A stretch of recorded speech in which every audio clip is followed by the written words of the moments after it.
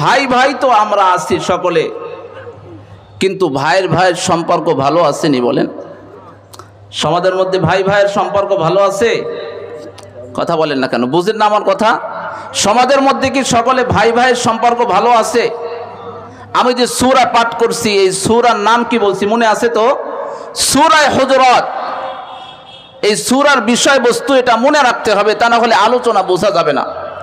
সূরার বিষয়বস্তুটা হলো আল্লাহ তাআলা আমাকে আপনাকে সূরার মধ্যে শিষ্টাচার, ভদ্রতা, কিভাবে ভদ্রতা বজায় রাখতে হয়, একজন আরেকজনের সাথে আচার ব্যবহার, একজন আরেকজনের সাথে কেমন সম্মান করতে হয়, একজনকে কেমন মর্যাদা দিতে হয়, একজনকে কিভাবে সম্মান আর ইজ্জত করতে হয়, একজন মানুষকে কি করলে একজন মানুষ কষ্ট পায়, একজন ক্ষতিগ্রস্ত হয়, এই সমস্ত বিষয় আল্লাহ তাআলা এই সূরার মধ্যে আলোচনা করেছেন।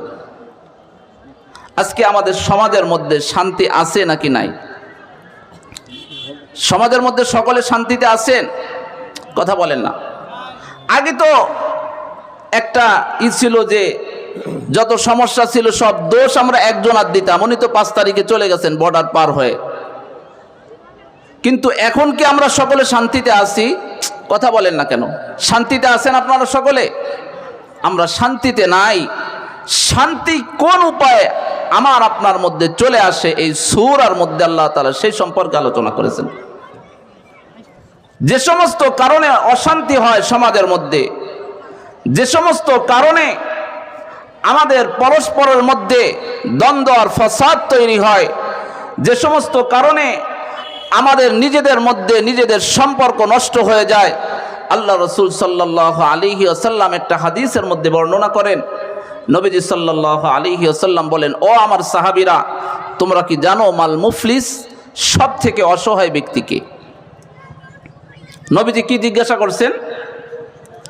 মাল মুফলিস, ও আমার সাহাবীরা, তোমরা কি জানোনি সব থেকে অসহায়, সব থেকে দরিদ্র, সব থেকে নিঃস্ব ব্যক্তিকে?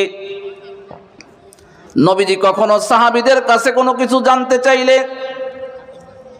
সাহাবীদের মধ্যে যদি রাইসুল মুফাসসিরিন হযরতে আব্দুল্লাহ ইবনে আব্বাসের মতো ব্যক্তিও থাকতেন, সব থেকে বড় মুহাদ্দিস আব্দুল্লাহ ইবনে মাসউদ রাদিয়াল্লাহু তাআলা আনহুদের মতো ব্যক্তিরাও যেখানে উপস্থিত থাকতেন, যে মজলিসে আবু বকরের মতো মানুষ উপস্থিত থাকতেন, যে মজলিসের মধ্যে হযরতে আলী রাদিয়াল্লাহু তাআলা আনহুর মতো মানুষ উপস্থিত থাকতেন, নবীজি বলেছেন, আনা মদিনাতুল ইলমি ওয়া আলীউন বাবুহা, আমি হলাম এই মদিনার সমস্ত ইলম, এটা আমার মধ্যে, আর আলী হলো এই ইলমের দরজা।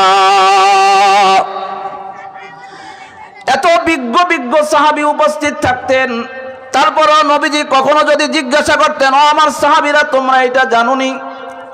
সাহাবীদের প্রশ্নের জবাব দেওয়ার একটা ভঙ্গিমা ছিল, একটা অভ্যাস ছিল, একটা ভাব ছিল, আল্লাহু ওয়া রাসূলুহু আলাম, আল্লাহ এবং আল্লাহর রাসূল এটা এই বিষয়ে সব থেকে ভালো জানেন। কিন্তু আমাদের সমাজের অবস্থা হলো, হুজুর যদি চায়ের দোকানে বসে থাকে, ইমাম সাহেব বসে আছে, একজন মুসল্লি আসছে হুজুরের কাছে একটা মাসলা জিজ্ঞাসার জন্য, জিজ্ঞাসা করছে হুজুরের কাছে, হুজুর জবাব দেওয়ার আগে চায়ের দোকানের জবাব দেওয়া সারা। চা বিক্রি করে, হুজুর এখনো প্রশ্নের জবাব দিতে পারে নাই, ওই চা বিক্রেতা হুজুরের জবাব দেওয়ার আগে প্রশ্নকারীর প্রশ্নের জবাব দেওয়া হয়ে গেছে।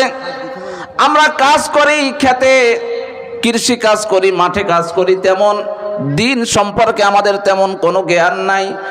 আর যদি কেউ কিছু জিজ্ঞাসা করে, যে জ্ঞানী তার থেকে অগ্রগামী হয়ে তাকে ওভারটেক করে আমাদের এই প্রশ্নের জবাব দেওয়ার অভ্যাস আছে কি নাই? এই অভ্যাস, এটা কোনো ভালো অভ্যাস নয়।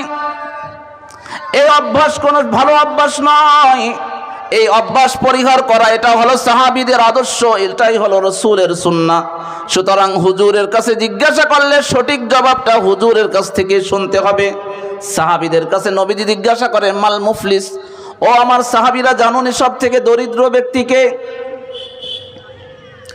সাহাবীদের উত্তরে কি, ইয়া রাসূলুল্লাহ, আল্লাহ এবং আল্লাহর রাসূল তো সব থেকে ভালো জানে, এরপরে নবীজি বললেন, আমি এবং আল্লাহ তো ভালোই জানি, তবে আমি তোমাদের কাছ থেকে জানতে চাই তোমাদের জানাশোনাটা কি, তোমাদের কাছে সব থেকে কে দরিদ্র, সব থেকে কে অভাবী, তোমাদের মধ্যে সব থেকে নিঃস্ব ব্যক্তি কে?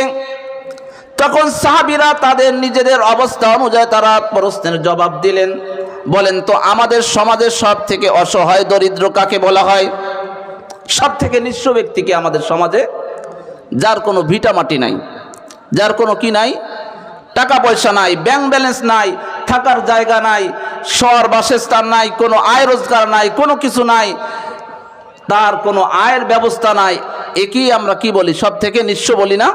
কথা বলেন না? এই তো সব থেকে অভাবী, সব থেকে দরিদ্র, সব থেকে এই তো নিঃস্ব নাকি?